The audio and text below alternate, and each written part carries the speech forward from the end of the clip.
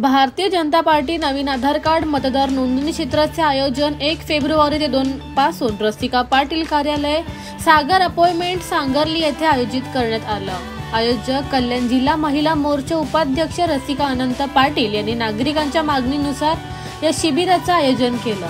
मतदान नोंदणी, बायोमेट्रिक, नवीन आधार कार्ड असे अनेक योजना आपल्या जनसंपर्क कार्यालयात करण्यात आल्या। मोठ्या संख्येने नागरिकांनी या शिबिराचा लाभ घेतला। The bureau report, discovery TV news.